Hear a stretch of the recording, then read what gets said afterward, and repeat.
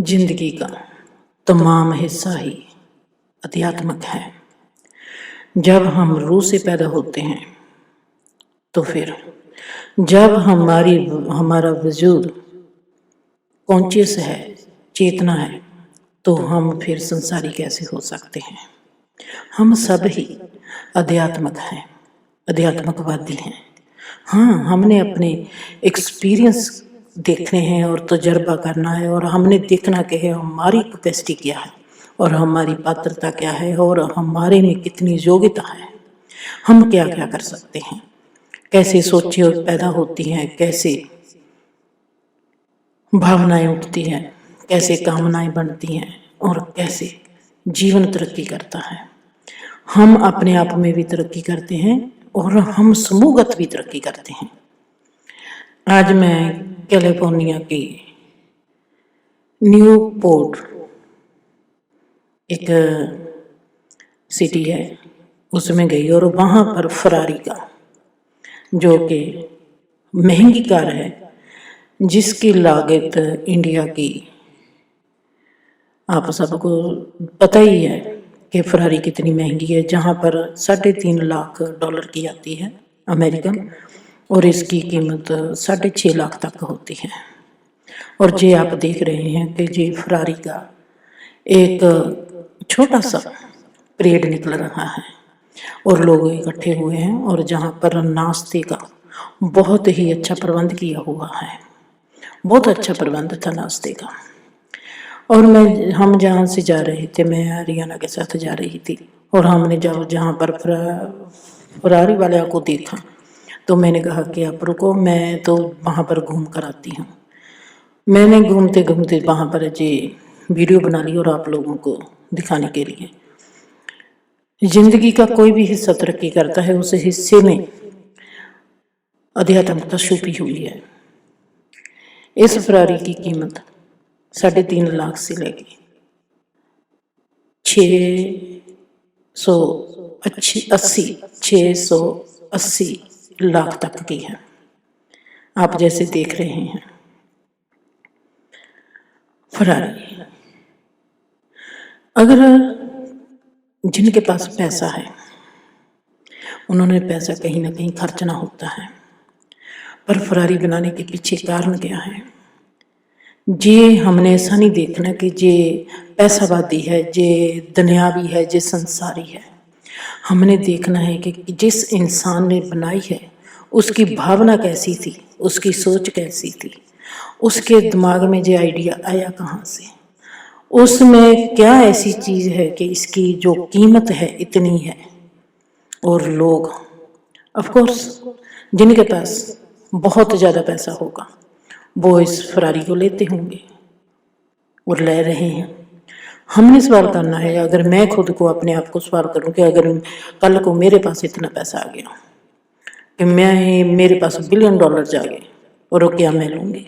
शायद मैं नहीं लूँगी, क्योंकि मेरे को बिलियन से ज़्यादा ट्रिलियन लोगों की भूख देखती है।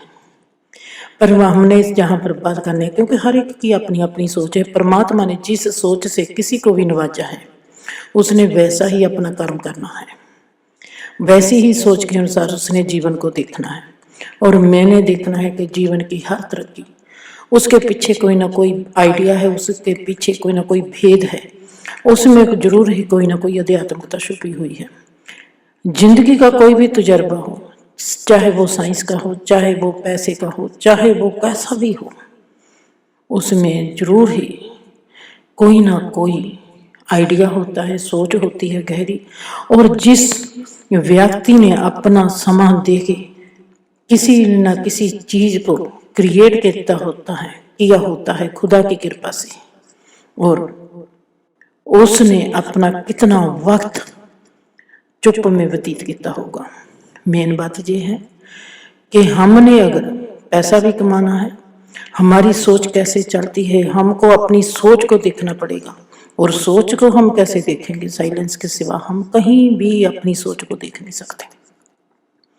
हम सोच को देख सकते हैं दोस्तों के जरिए, जहां पर हमारा बसेरा है, अपने घर बार में देख सकते हैं कि हमारा चाल चलना, हमारे तौर तरीके कैसे हैं। सबसे बेहतर है कि हमारे घर के लोग हमको बता सकते हैं कि आप कैसे सोचते हो कि हम कैसे हैं। जैसे मैंने एक हफ्ते में एक दिन रखा था कि हमने एक दूसरे को बताना है, एक दूसरे की अच्छी बात भी बतानी है कि इस हफ्ते में आपको मेरी कैसी बात, कौन सी बात अच्छी लगी और कौन सी बात इस हफ्ते में आपको मेरी बुरी लगी। हम सब एक दूसरे को बात बताते हैं और इतराज नहीं करना, अगर इतराज हुआ भी उसको एक्सप्लेन करना है। जब तक हम ऐसे अभ्यास अपने जीवन में अपने ही लोगों के साथ, अपने ही बच्चों के साथ, अपने ही परिवार के साथ कभी नहीं करेंगे तो हम कभी भी जिंदगी में तरक्की नहीं करेंगे। चाहे हम कितने भी धार्मिक जगहों पर चले जाएं, कितने भी तीर्थ नहा कर आ जाए, हम वहीं के वहीं खड़े रहेंगे। आज तक हम ऐसा क्यों सोचते हैं कि हमको कोई फायदा नहीं हुआ जिंदगी का? क्योंकि हमने अभी तक सही कदम उठाया नहीं। हम जिस जमीन पर खड़े हैं हमने उस जमीन को ही अभी तक देखा नहीं। जैसे जी मैं आज फरारी को देख रही हूँ, मैं और देखती जा रही हूँ, मेरे को ऐसे लगता है कि जिस इंसान के दिमाग में जिस सोच आई होगी उसने कितना वक्त इस चीज को बनाने के लिए लगाया होगा। जब वो इस बात को सोचता होगा वो कितनी गहरी साइलेंस में होता होगा, क्योंकि जिंदगी का कोई भी आइडिया, जिंदगी की कोई भी तरक्की साइलेंस के बिना हो नहीं सकती। हम ऐसा सोचेंगे कि अगर धार्मिक जगह पर ही कोई पीर पैगंबर पैदा हो सकता है, नहीं, हमने कभी देखा ही नहीं।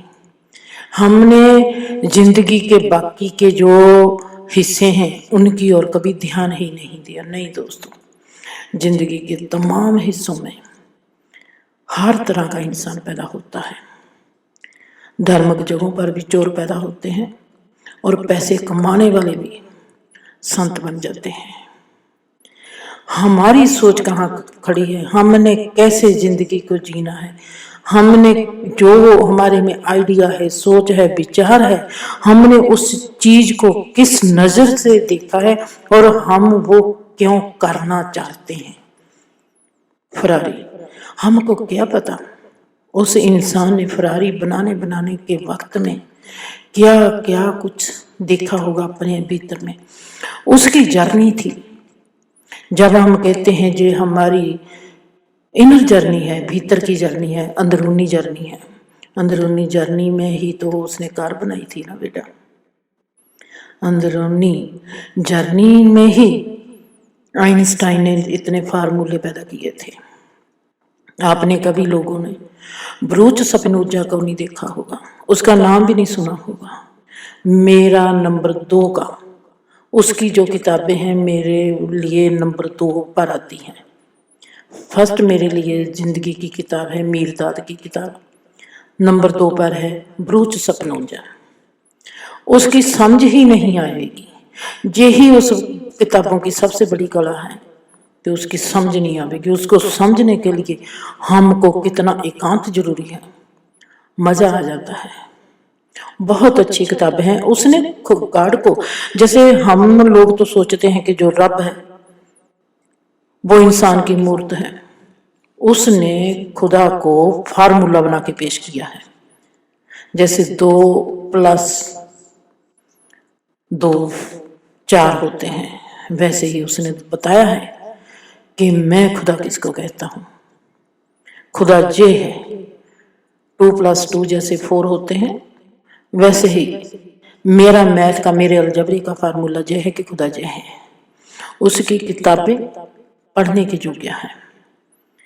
जब कोई भी इंसान जिंदगी की ऊंचाई को छूता है, चाहे वो पैसा ही कमाने वाला हो, उसमें अपना बहुत वक्त साइलेंस में व्यतीत करता होता है। साइलेंस के बिना जिंदगी का कोई भी काम, जिंदगी की कोई भी तरक्की, जिंदगी में की कोई भी ऊंचाई कभी भी मिल नहीं सकती।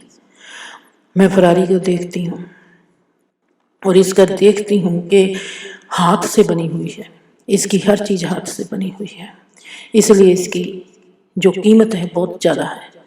और हाथ से बनी हुई चीज की उसने कैसे स्पीड को रखना है, और कैसे इतनी तेजी से भागती है और खराब नहीं होती।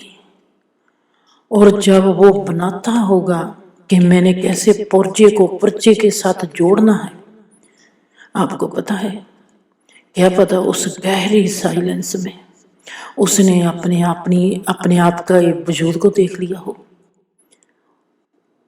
हो सकता है उसका मिलन अपनी महाचेतना से हो गया हो। आज तक के